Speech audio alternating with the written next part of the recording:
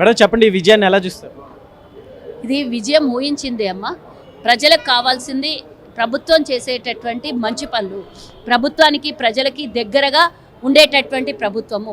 ప్రభుత్వంలో ముఖ్యంగా ఈరోజు ముఖ్యమంత్రి గారు అహర్నిశలు కష్టపడుతున్నారు. దానికి తగ్గట్టుగా అన్ని నియోజకవర్గాలలో ప్రజలు కూడా, మా కార్యకర్తలు కూడా 10 ఏళ్ల నుంచి అధికారం లేకున్నా కిమ్మనకుండా ఇంకా పనిచేసుకుంటూనే ఉన్నారు. వాళ్ళకు వచ్చినటువంటి ఈ అవకాశం డెఫినెట్గా వాళ్ళ కష్టాన్ని, వాళ్ళ చెమటని, వాళ్ళ చెమట బొట్టుని వాడుకున్నాం మేమందరం కాబట్టి వాళ్ళకి ఇచ్చినటువంటి అవకాశము.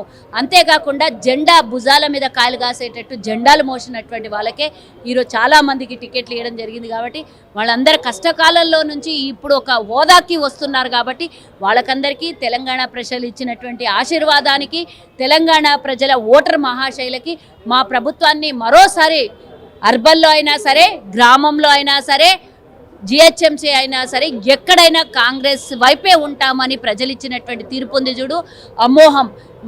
మా సలాం అంతా తెలంగాణ ప్రజలు ఇచ్చినటువంటి తీర్పుకే. కానీ ఎవడో గొట్టంగాడు వచ్చి ఏదో మాట్లాడితే వాళ్ళ గురించి మేము మాట్లాడదాం. కొద్ది రోజుల క్రితమే కౌశిక్ రెడ్డి గారు ఛాలెంజ్ చేయడం జరిగింది. అట్లా సొంత నియోజకవర్గం చేదు అనుభవం కలిగింది. ఏం చెప్తారు? ఏమైంది? ఎగురుతాడు, ఇంత పొడుగు ఎగురుతాడు. నేను 10 సార్లు చెప్పిన, అరే గాడిదలాగా పెరిగినావు, 6 అడుగులు పెరిగినావు, కానీ 6 అడుగులు మీ ఊరోళ్ళ కోసం రా. నీ ఊట్లేసింది నీ నియోజకవర్గం కోసం. 24 గంటలు కేటీఆర్కి సంతృప్తి చేయాలి, బీఆర్ఎస్కి తృప్తి పరచాలి అని వాళ్ళ చుట్టూ తిరుగుడు కాదు. టీవీ మీడియా ఛానల్ అంతా నన్ను చూపించాలనే ఈ సోకు బంద్ చేసి నీ నియోజకవర్గం పోయి పనిచేసుకోరా విధవా. పనిచేసుకుంటే ఆడ 4 ఓట్లు పడతాయి. ప్రజలకు నిన్ను నమ్మి ఓటేసినరు, నీ భార్యని, నీ బిడ్డను ముంగల పెట్టి గెలిచినోనివి. కనీసం వాళ్ళ ఆ మహిళల గౌరవాన్ని నన్ను కాపాడరా. వాళ్ళు ఓటు అడిగినరు, ఓటు అడిగితే ప్రజలు కూడా ఆ సెంటిమెంట్ పడి ఓట్లు వేసారు. కనీసం వాళ్ళు వేసినటువంటి ఓటు కన్నా విలువనిచ్చాడ పోయి పనిచేసుకోరా విధవా అంటే పొద్దుబూకులు హైదరాబాద్లో వస్తాడు. నీకేం పని? నీకు గెలిపించిన జాగాలు ఇడిచిపెట్టేసి గిడ వస్తే ఆడేవారు చూడాలి. అందుకే చూపించారు, తీర్పిచ్చారు ప్రజలు. అయితే కొద్ది రోజుల క్రితమే అంటే ప్రజల్లో వ్యతిరేకత వచ్చింది కాంగ్రెస్ మీద అనే కామెంట్స్ చేయడం జరిగింది కదా మేడం, ఏం చెప్తారు? ప్రతిపక్షం అడగాలి ఇప్పుడు పోయి, వ్యతిరేకత వచ్చిందా, కాకపోతే ఇంకా ప్రజల హక్కున చేర్చుకున్నారా అనేది వాళ్ళనే అడగండి. మేము వాళ్ళు ఎన్ని ఒలిరినా మేము చెప్పినాం కదా.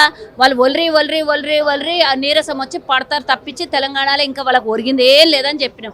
ఇప్పుడు కూడా అదే చూపించిండ్రు ప్రజలు. మొన్న గ్రామ పంచాయతీలు చూపించిండ్రు, జిహెచ్ఎంసీలో జరిగిన 2 కాన్స్టిట్యున్సీలల్లో చూపించిండ్రు, ఎమ్మెల్సీ ఎన్నికలలో దిక్కు దివాణా లేకుండా పోయిండ్రు, పార్లమెంట్ ఎన్నికలల్లో కనీసం డిపాజిట్లు దక్కలేదు. ఇవన్నీ ప్రజలు ఇచ్చిన తీర్పే కదా. ఈ తీర్పుకైతే శిరస వహించి తప్పకుండా సావాలి కదా అట్లనే.